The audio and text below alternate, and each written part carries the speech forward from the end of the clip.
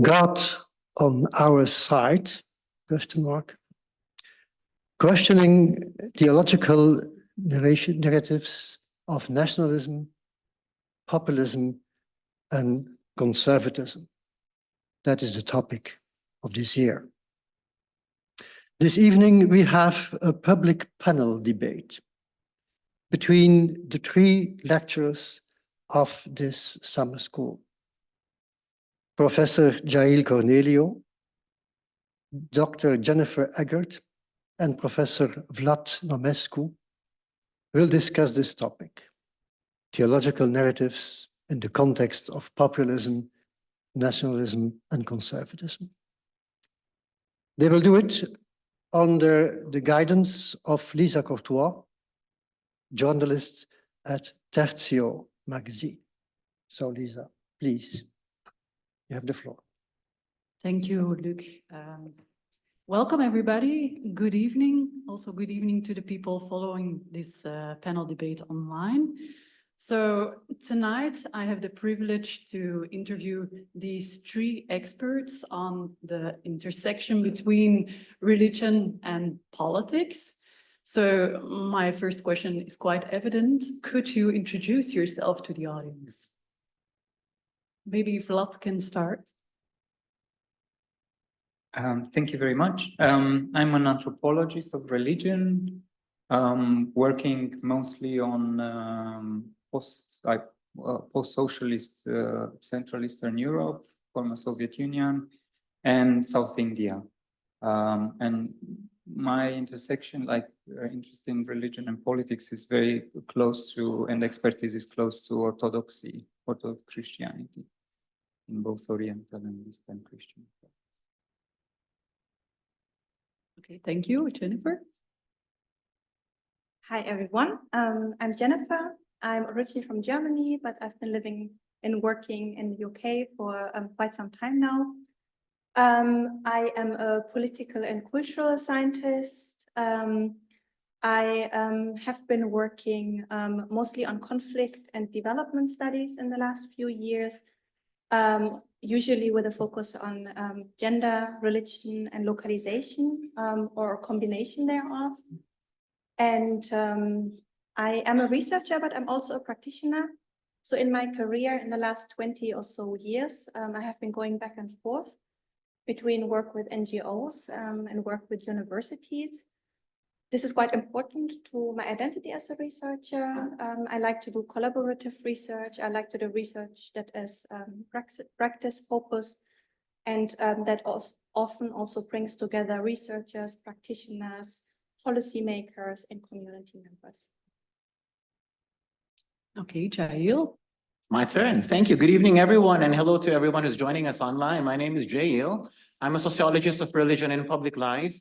My work in the past 5, 6, 7 years has been on religious responses to some of the most divisive issues in the Philippines: the war on drugs, Duterte, the rise of Marcos, the son of our dictator, divorce, gender equality, and things that are related to, well, anything that divides our society. I'm very much interested in that. Sociologists, very nosy people. I know, because I'm also a sociologist.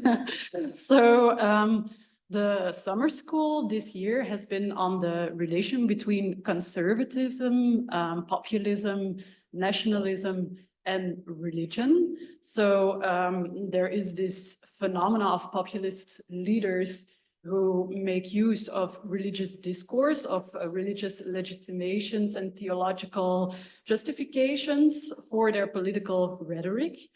Think, for example, of Modi, who uses Hinduism to create a sense of national identity, but also to exclude other religious identities, such as Christians or Muslims.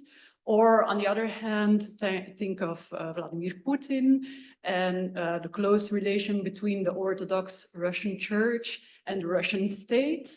Or you could think of Donald Trump, who makes a comparison between his own legal troubles and the persecutions of Christ. So this phenomena has diverse faces. It's quite different in all these instances, I would say, but there is also a common thread, I would also argue. But can you explain how do populists make use of religion? How do they use it as a legitimation tool for their political rhetoric? And yeah, which elements of religion do they emphasize? And are there other elements that they neglect? Is there a certain selectivity in how they adopt the religious discourse? Yeah, Vlad, go ahead. Just an attempt. I mean, it's nice you brought together such different cases, because we can just think, we can just clarify that populism is a style of politics. So it's not tied to a specific ideology. In this sense, they are all playing out a certain form of political leadership that is charismatic, that is personalized and divisive. And I think that follows up exactly on what Jayeel was saying earlier. Divisive, it divides into us and them, and it can find many ways, and religion could be one of the ways in which it can divide. In terms of I think in terms of why religion for some of them is because religion has been very much at the core of the formation of the nation state and national identity. So whether people are religious or not doesn't really matter, but it matters that it is an identity with which a majority identifies, so it can be easily tapped into, whatever their beliefs or current state of religiosity is. Yeah, I think I very much agree with what Vlad has pointed out, and I think especially this idea of identity is quite key here. I would say it's relatively easy to instrumentalize religion because it's something that people know, that people care about, and that people can relate to, at least in lots of contexts in the world, right? I think it's also important that we acknowledge that just because in large parts of Europe, people might not practice religion anymore, or maybe not even really believe in the way that they have done for many decades and centuries, but that doesn't mean that this is the case all over the world. And it's actually, I feel this can often be as a trap of quite an arrogant Western position to think that, right, just because religious practice or traditional religious practice, forms of religious practice might be in decline here, to assume that this is also the case globally, right? So I think if we are, and I'm speaking as a Westerner here myself, I think this requires some humility. If we think about these questions, and just also to acknowledge that our experience is not universal. Yeah, exactly. So it's really identity, right, and beliefs that I see at the core of this. And if we extend the question and not just look at populists, but at religious nationalist movements more broadly, right? We were earlier today in the summer school, we were speaking about the case of ISIS, where we discussed how ISIS actually quite cleverly, if you allow me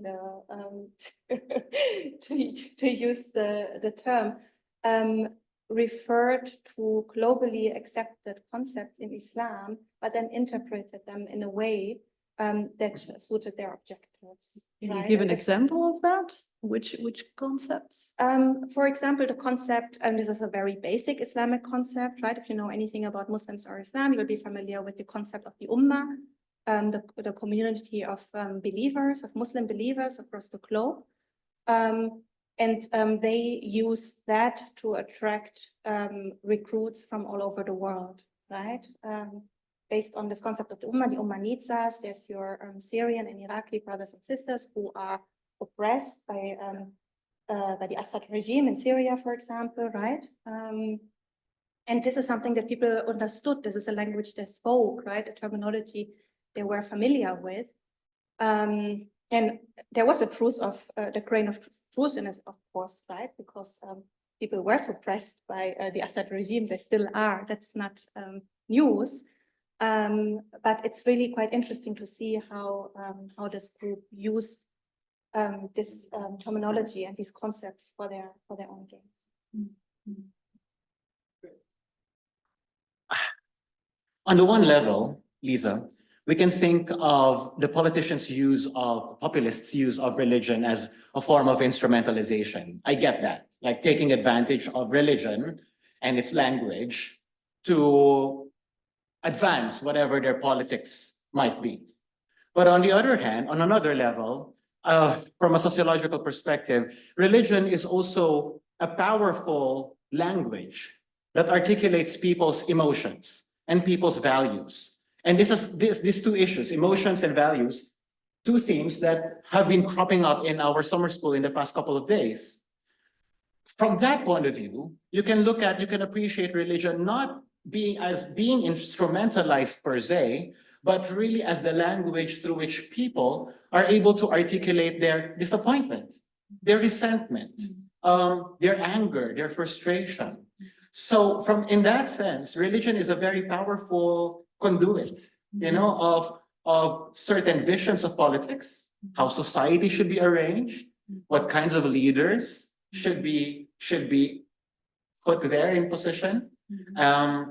So all I'm saying is that on the one hand, well, politicians might certainly, you can argue that Donald Trump, right, it's instrumentalizes religion and all that, but we cannot deny too the role of religion in articulating people's fears of immigrants, for example, which is certainly the case in America.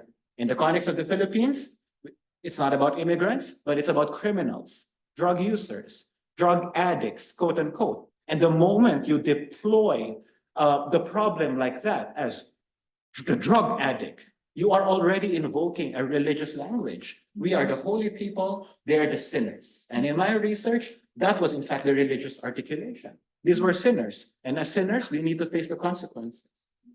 So Duterte did not even have to instrumentalize religion. It was there already in people's thoughts. So it plays with powerful emotions, basically. Yeah. Yes, you Of can put it that way, resentment, fear. and fears, yeah. But this is not to say that religion, that's all that religion does, because religion can also be deployed in another way. But for the sake of our conversation, we can have that. So there is a certain selectivity then, and the selectivity is that it plays with these negative emotions. The selectivity, I suppose, it depends on what sort of emotions and values are legitimized at certain points in time, and so what sort of values and emotions are just shelved at some point in time. So this is why, and I suppose this is also a conversation for another question or another session like this, the role of intra-faith conversations, where other people could all say, wait a minute, that's not necessarily the way to go here. And these are people of faith contesting, challenging these interpretations or these emotions. Yeah, go ahead, Jennifer. Yeah, I was just thinking that when you spoke about selectivity, that's definitely something at play here, right? So if I go back to the example that I gave earlier of the Islamic State, right, using Islamic terminology, traditional Islamic terminology, right, to further their aims, that's a form of selectivity. But then we see different forms of selectivities across the board. I mean, who is not selective?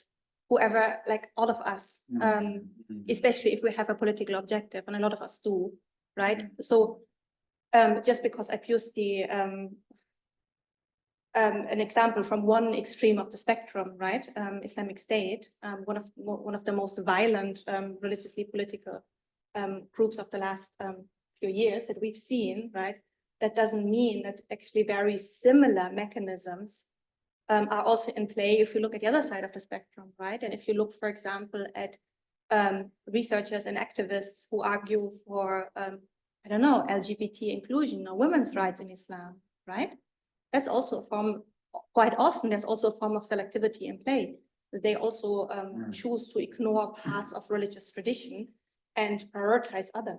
So I think this, again, I think it's really important to be humble when we're having these kind of discussions and beware of this trap of arrogance, right? To think that, oh, yeah, there's selectivity at play when you look at right-wing populists or other groups that we might not agree with. Actually, quite often the same mechanisms are also at play on the other side of the spectrum and even within ourselves. So I think as researchers, as critical thinkers, as activists, right, as citizens who are trying to think through some of these very complex and difficult questions, it's really important to be aware of this selectivity of biases that we all have, because there is no neutrality that simply does not exist, right? And I feel this is something that we would really benefit from bearing that in mind more often. I feel that often gets lost in public debates and even in academia. Vlad also wanted to say something. It was just a reflection and further return, because you mentioned specifically some cases. And I was thinking, for example, sometimes the fruit is already there to be taken. So if you think of Putin's Russia, it's not necessarily that Putin needs religion to fight this war. But there is already within Russian Orthodoxy the idea of a Russian world, which has been there for some time, and an imperial vision that fits very well in a neo-imperial Russian vision today. So there is a convergence there that works very well, even without having to articulate it too much. Something that we called in this school a theopolitical concept, because it combines so well both these worlds of religion and politics that we usually consider as separate. And I think this worked very well both for the church, for at least for the leaders of the church and for Putin, despite the fact, and I think that's important to mention, that there's been a lot of voices against, even within the church. So it's not a full marriage in the sense, or an instrumentalization. It's rather a convergence that finds its right vehicle at the right time. I want to pick up on something that Jennifer said. So you said that the selectivity was both on the more conservative side and on the left-wing progressive side. But why is it then that we mostly see right-wing parties and conservative politicians that make use of a religious discourse? Why don't we see these logics on the left wing?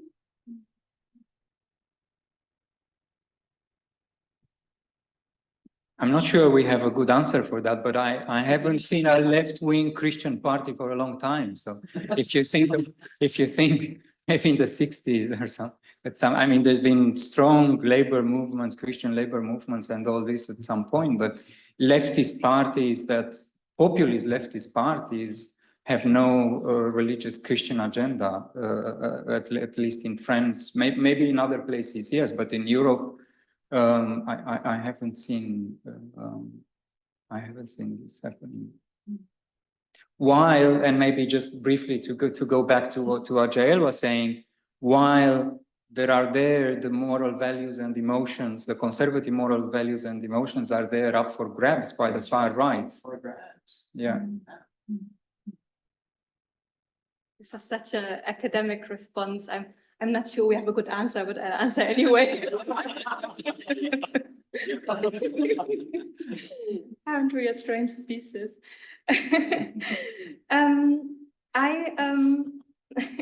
I was thinking that it might have to do with the fact that Christianity, I'm going to speak in the context of Europe now, and Christian majority parts of Europe more specifically, where Christianity is often portrayed as constitutive of the nation, right?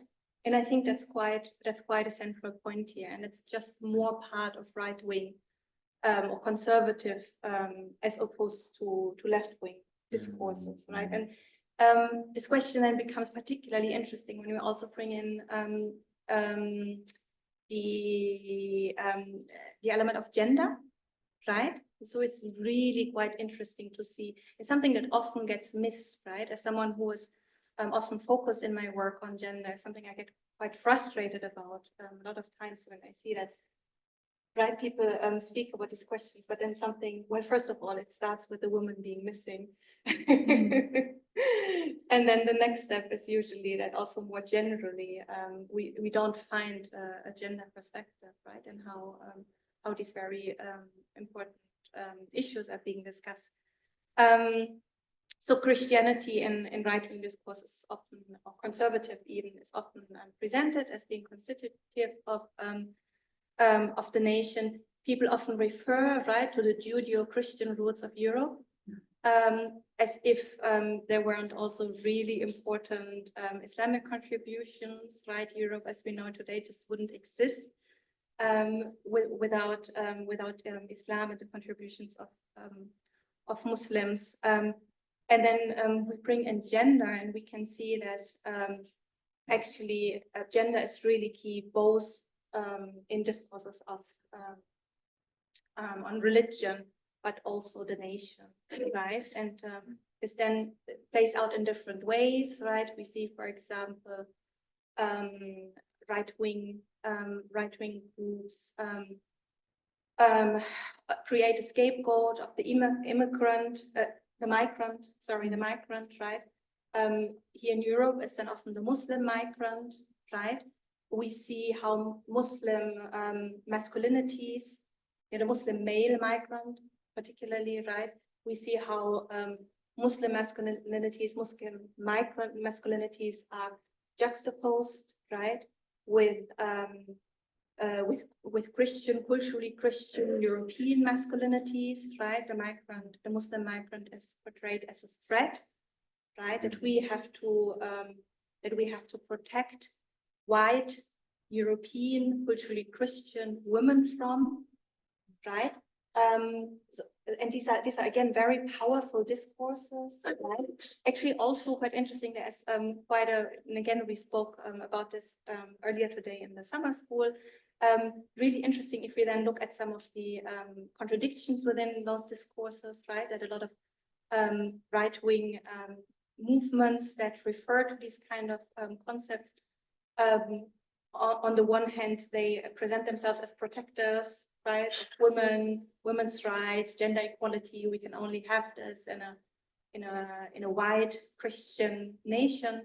But then on the other hand, they are amongst some of the most vocal voices that actually that call for restricting women's rights, right? They speak of family values. You know, they are actually also often directly attacking LGBT communities. So it's actually really interesting to see that there's like two coins of the debate, and which makes it so important for us to look very closely, right, and analyze their discourses with a focus on religion, but also gender, so that we can take it apart and call them out and not fall for this kind of simplistic narratives. Want me to respond? Yes, go ahead. If you have something to say, Yeah. because I also have something to say, but go ahead. Well, I guess part of the problem is also the failure of the left, right? The global crisis of the left. This is, of course, to the disappointment of many of us here who embrace progressive politics. The reality is that the solidarities that used to be there that animated the progressive movements in Europe and around the world seem to have lost steam. And I wish that, you know, they could make a comeback, because I feel that, at least in the history of the Philippines and many parts of Southeast Asia for that matter, faith was an important driver of progressive politics, liberation theology, for example, right? You know, like, you know, down with oppression, down with the capitalist. Can I say that here? Right? This is Antwerp anyway. Right? Or down with anything oppressive, the structures of sin. So those of you who are more theologically inclined, you know what I'm talking about. So that used to be a main driver of the religious vision of politics, of society, at least in the 1970s, I suppose, or 1960s, up until the 1980s. But neoliberalism won the day, right-wing politics got married to it, meritocracy and so forth. taking advantage of the cosmic battle inherent to the religious narrative, good versus evil, right? Sinners versus saints. That's not in the liberation theology, but that's certainly in militant religion, certainly in militant Christianity. And the sad part is that it's very useful in othering people that you don't like to be in your society. So the left basically misses a bit of political imagination to also make use of religion. No,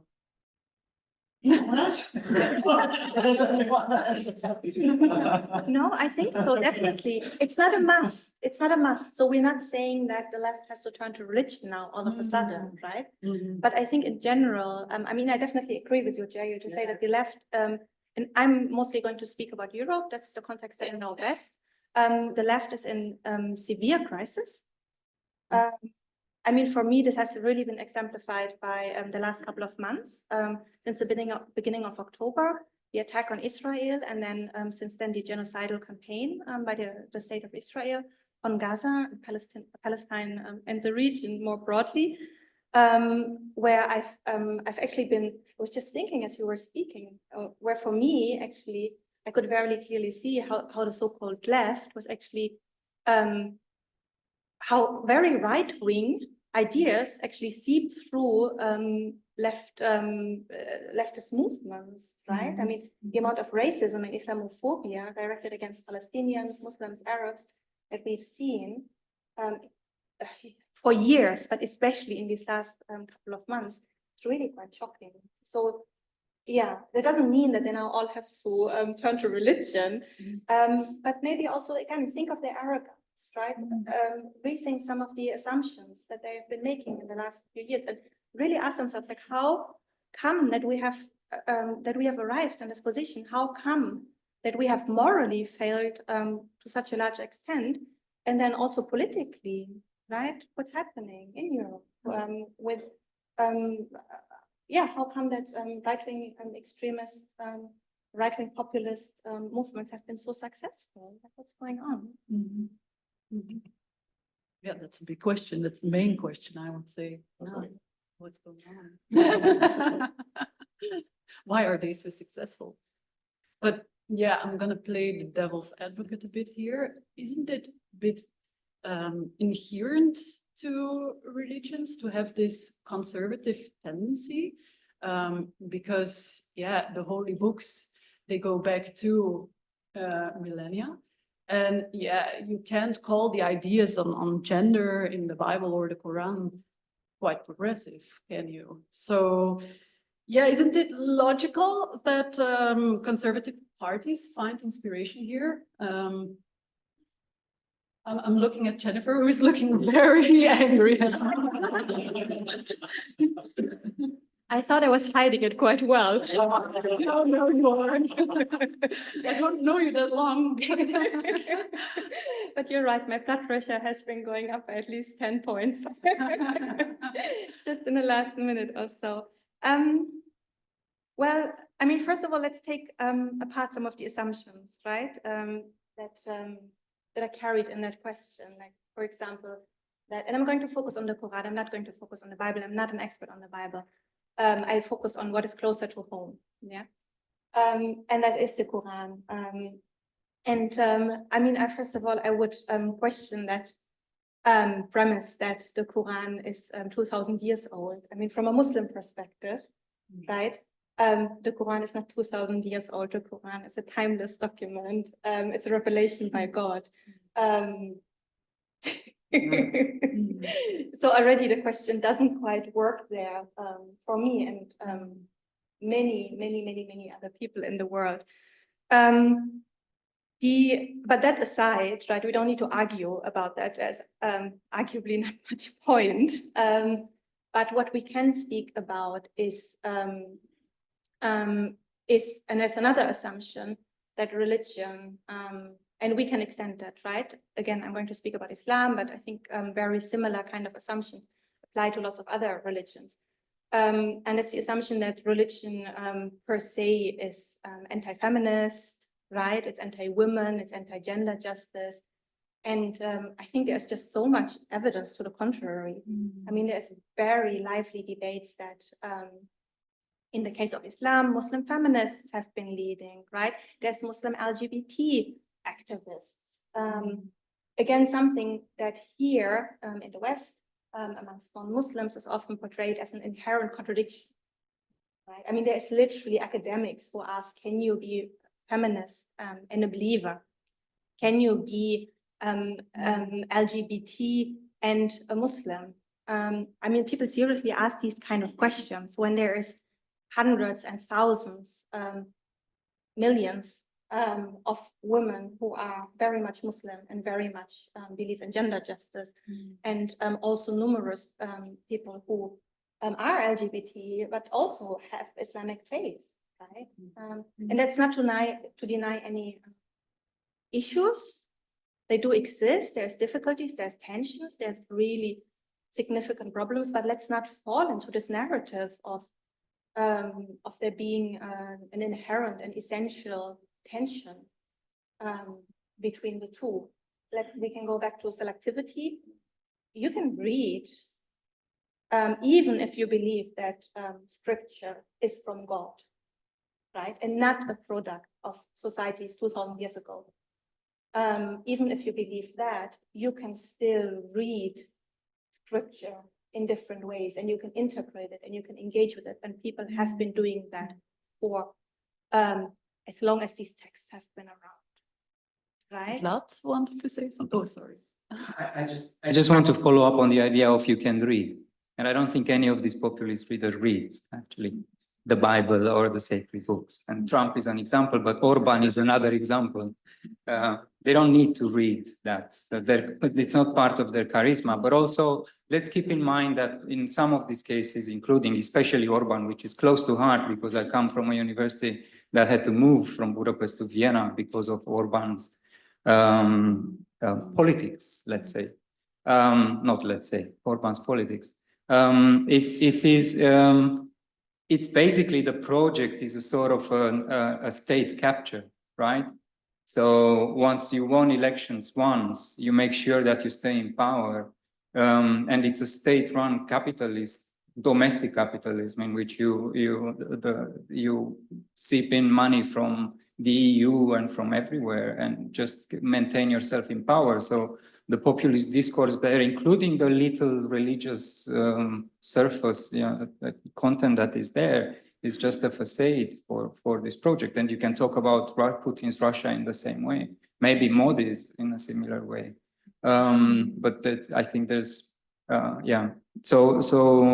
there's this important dimension, I think, in the way this is really a statist project.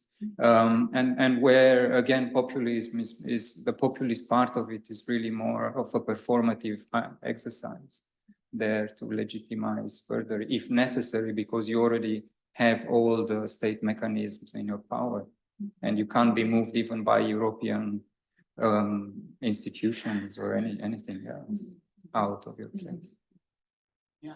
I mean, it's a great question, Liza, to be honest. And you're talking about the state, and you're talking about how religion is being interpreted in different ways. So the question works, ladies and gentlemen, to the extent that we assume that religion is static.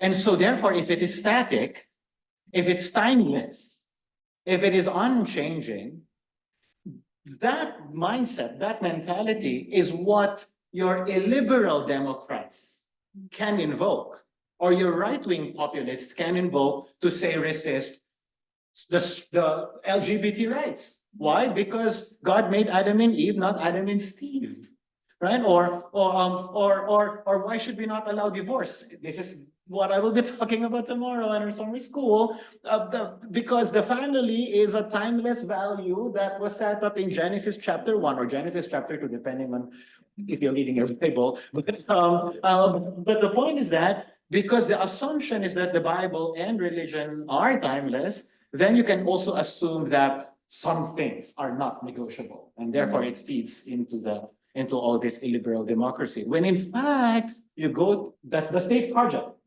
That's the project of your religious elite, if you will. But if you talk to people on the ground, there are so many Muslim gay men. There are so many Christians who are committed to their faith, but at the same time believing that God loves them. But where is their voice in these conversations?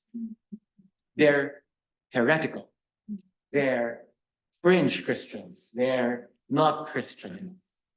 That's the problem. Should they speak up more then? Which is why one of my advocacies, you're absolutely correct, Liza, which is why one of my advocacies as a publicly engaged sociologist in my country is public theology.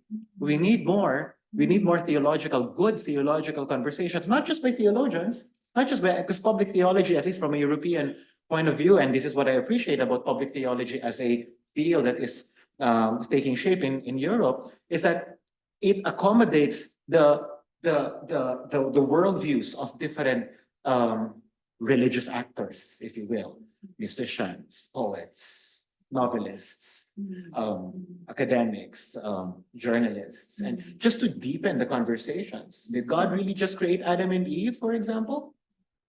Is it also possible that men could also fall in love with fellow men? I mean, basic questions like that. So religion is dynamic instead of a static, Oh, absolutely. essential, Absolutely.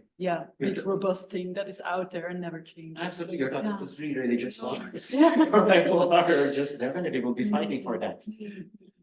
Before we were also talking about ISIS and Gaza, for example. So in contexts of conflicts like Gaza, for example, religion is also often used as a legitimation tool for the things that politicians do, for example, Netanyahu or Hamas, or ISIS when they talk about jihad, which is also a religious concept.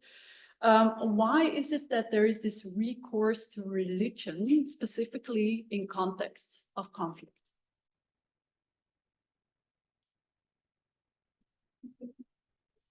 I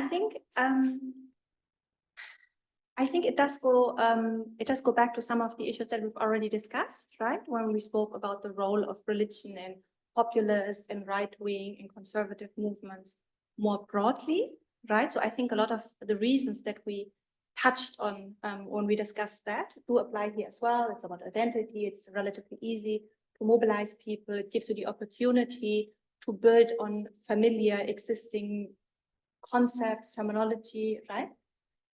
But what I think is also really important to acknowledge here is that religion is not only used to drive, to fuel conflict, right? You have that, yes, but you also have a lot of religious actors that deliberately use religion and their positionalities, their experiences, right? Their positionalities in their communities to work for peace. So you have that as well.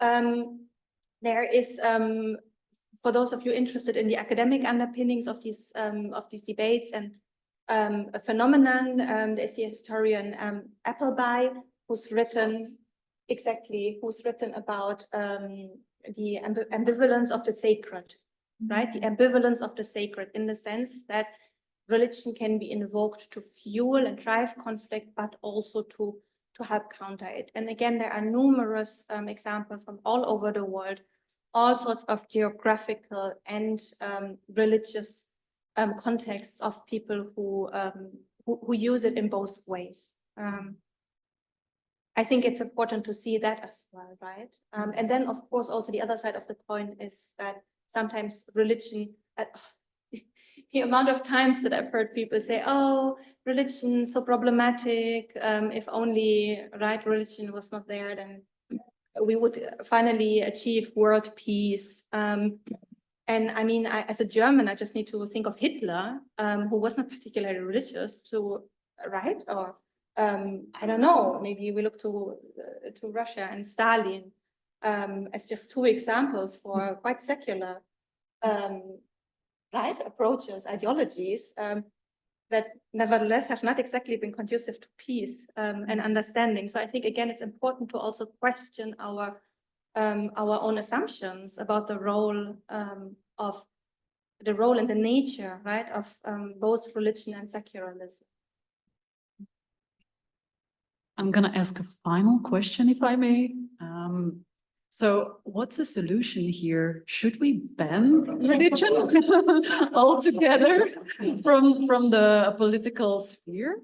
Or is there a healthy relation between religion and politics? Is this possible? How can we, help this relation take place? I'll start, but with one sentence.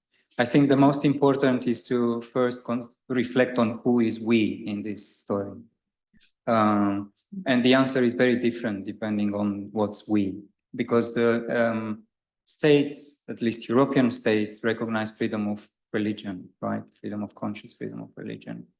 US as well, and many other places, India, and everywhere. So there is no way you can ban religion in this sense of the state. In fact, even when it ends up in courts, the courts never touch upon this issue because they are protecting it as well.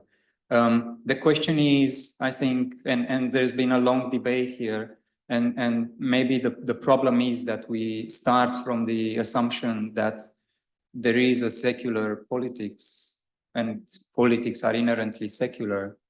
And the public sphere thus is also, in a sense, brings in the public sphere these assumptions that religion has no place there. And also, I think we have used very loosely religion here. And one thing we didn't return to, which is very important with populists, is moral values. And how conservative moral values and how these are or not related to religion, or taken over and brought to the public sphere. But definitely, I think what we see is how important is, at least in terms of moral values and also solidarities, creating solidarities and other things.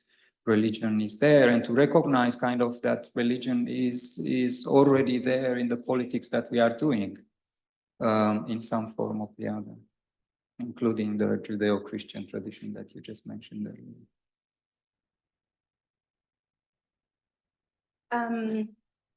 So should we ban religion? Politics. From politics, okay. Yeah. Just to make myself clear. So we're not we're not fully going there yet.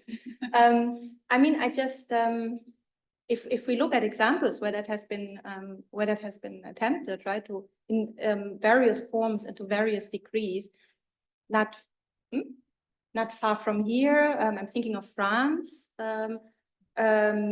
We could also think of Turkey, right, to name just two European examples, right, where politically this has been attempted in one way or another.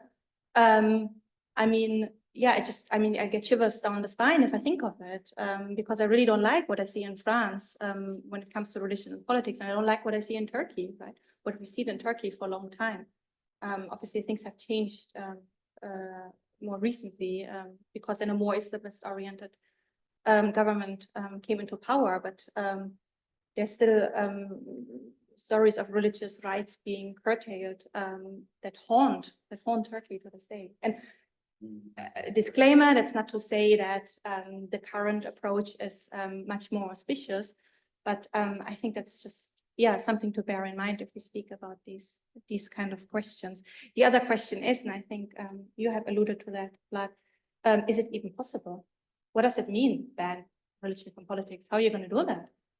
And again, I just think of examples like France, where all of a sudden headscarf was a big problem. It was a political symbol, but at the same time, other religious symbols, that was fine. It was no problem, and we talked it away as culture, right? It's expressions of culture. So I think I'm very skeptical, and from the perspective of a religious minority in Europe, I mean, it gives me shivers down the spine. I would be really scared if that's something that we decided to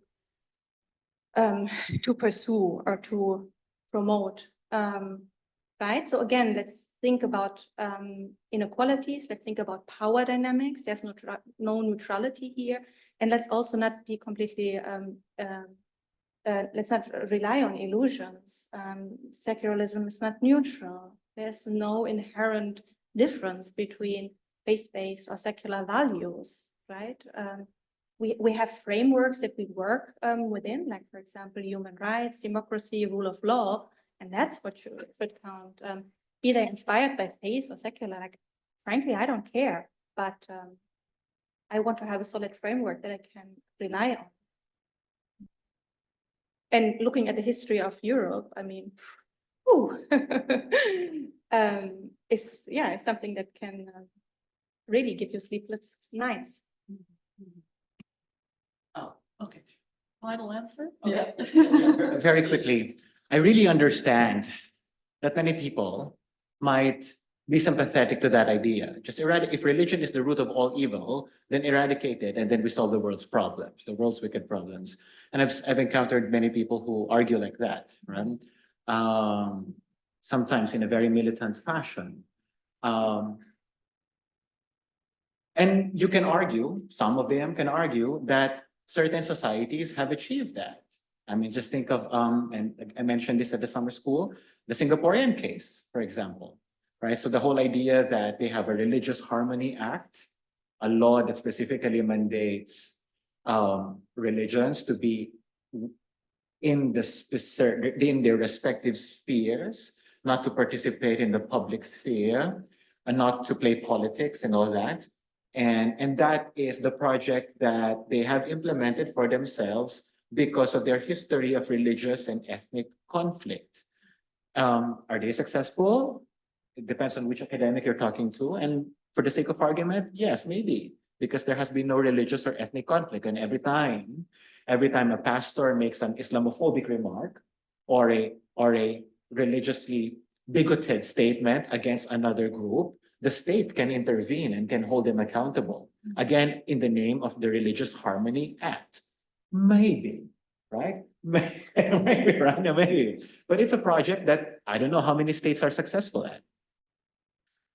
What I'm more sympathetic to is the recognition that if religion or moral worldviews or faith convictions, however you want to define religion, is what drives people to support certain candidates or not support the other candidate, then simply eradicating that from the public sphere is not going to solve the problem. You're simply sweeping it under the rug before it explodes. When the perfect storm or when the perfect combination of ingredients comes, resentment, fear, anger, and all that.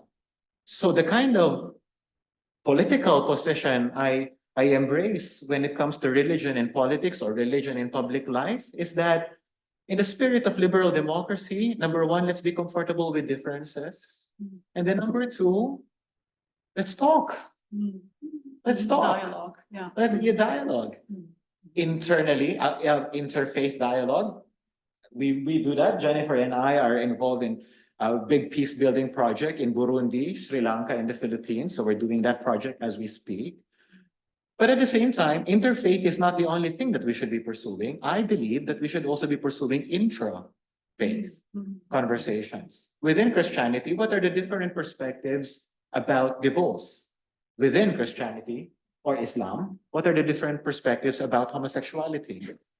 And I am, maybe I'm a naive optimist, but I am of the opinion that in those conversations, at the very least, one cannot get away, leave that place, thinking that his view is the only right view.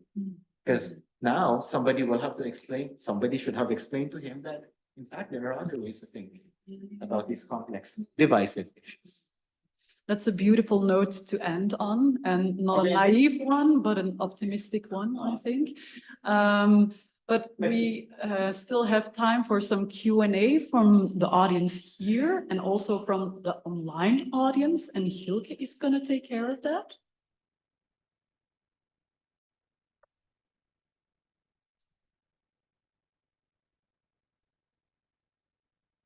Thank you so much for this.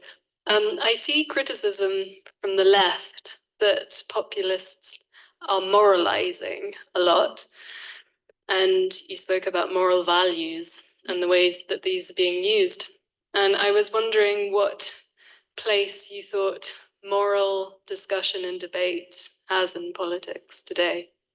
It's quite a big question.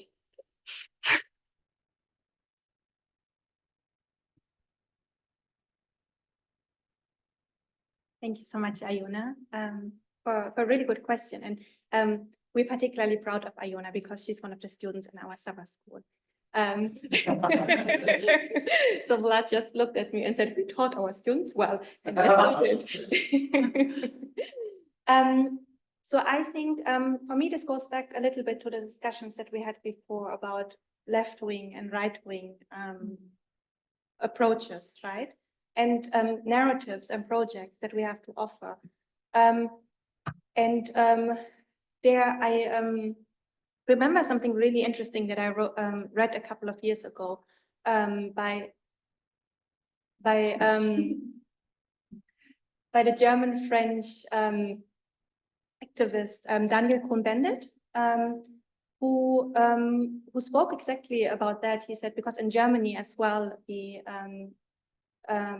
discourse about values, right? It's a very right-wing, has very right-wing connotations, right? And a lot of people on the left start feeling quite uncomfortable if that is brought up, right? It's like a very clear marker. And he said something really interesting. He said, as a leftist, and he really is a long-standing leftist, right, in Europe. He said, this is something that the left should really think about, right? And there's very important leftist values, like solidarity, for example, right? And I found that really, really eye-opening because up to that point, I had been one of those people who, when they heard values in a political context, right, I also immediately thought of right-wing discourse. Immediately, I thought of also right-wing discourse often with religious connotations, like what they call family values, right? And then, I mean, I have family values. I believe in family values, but I have different understanding of that compared with people who think that a family has to be father, mother, child, and any other forms of families are being marginalized and like left to the wolves, right? So what I really see there is, and we can bring religion into that, or we can leave it out. That's, I think we can, that depends a lot on context, right? And who is speaking and who is involved and who do we engage with. But I think in general, it's really something for the left in Europe to think about more, right? What do we stand for? And are our policies, are they in line? I mean, we can speak again about, Vlad mentioned it also, the whole neoliberal tendencies, right, that reached to the left, right? I mean, in Germany, who was it that introduced agenda? What was it, 20, 23, 30, something like that, right? Who was it? Who was it who completely destroyed our social security system in Germany, right? That was a left green coalition. That wasn't the right. What's going on? We see similar things in the UK, right? So really, like, we are left in Europe is a big crisis. What's happening? Why? Really need to take stock, like pause, take stock, and ask ourselves, what on earth are we doing here? And how do values and morals come into that? What do we have to offer?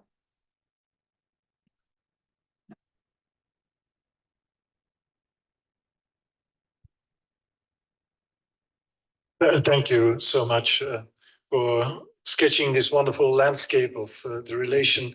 Oh, I'm too close to this to speak about. I'll step over here for a moment. Excuse me. Thank you for sketching that wonderful landscape of interactions between politics and religion. Concerning this asymmetry you found between the left and the right and religion, I was wondering whether it would not be interesting to pull in the concept of the Enlightenment into it, because when we do that, we can see that the Enlightenment has been used in justifications by the right-wing neoliberals. And at the same time, Enlightenment is, of course, an equality discourse, so it has been used by the left wing. And there we see a lot more symmetry and so I would think that political discourse does not only involve this religious register, but also more elements like, for example, from the Enlightenment, and there you see that the balance is sticking over. I don't know whether you agree. That's just my remark.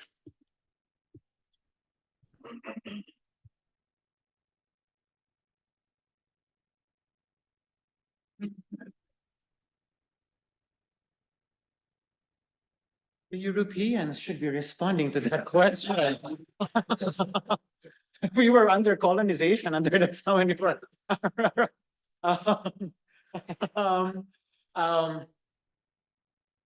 To a certain extent, I get that, Walter. I really do, Professor Walter. I do.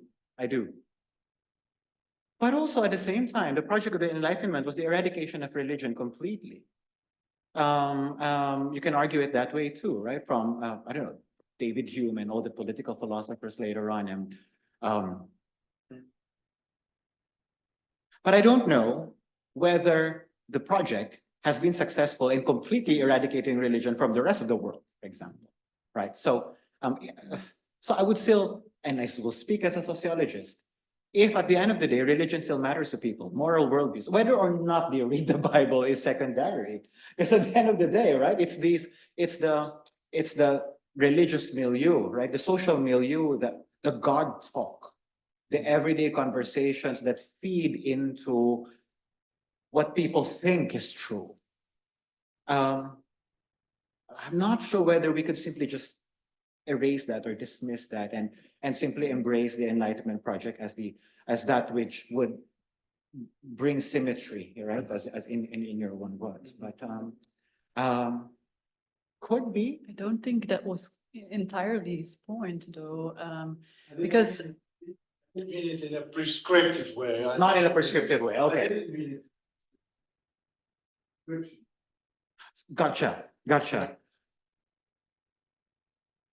You want Europeans? I'll take one for the team.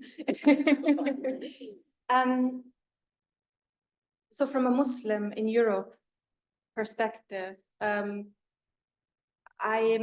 not sure to what extent I would be comfortable with that. And it's not because I disagree in principle, but just because I have seen this concept of Enlightenment seen used in a very weaponized way too often.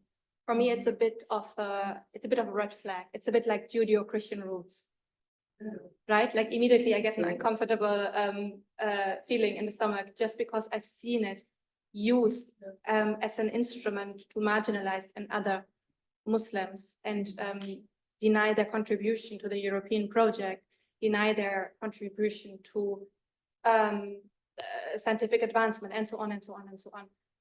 So that's, for me, that would be a big caveat, a big barrier that I would see. I suppose that it was instrumentalized by both sides. Oh, okay. And from the right, that there is more symmetry there than in the case of religion, which is mostly instrumentalized by the right wing. Yeah. To be clear. It also, I think, like, yes, but just to add and finish maybe, I think it also failed in a sense as a secular project, like in terms of being at the core of a political, project. And we see that with the idea of public sphere, rational public sphere, and all this. So it doesn't seem to work. okay, I think, yeah, we ran out of time and time passed so fast because it was super interesting. I think we debunked a lot of myths on the relation between politics and religion, that religion is something essential or not dynamic has been debunked, for example, that the left can't also have values, and so on and so on. So I thought it was a very fruitful discussion. I learned a lot, and I hope the audience agrees with me. Thank you very much.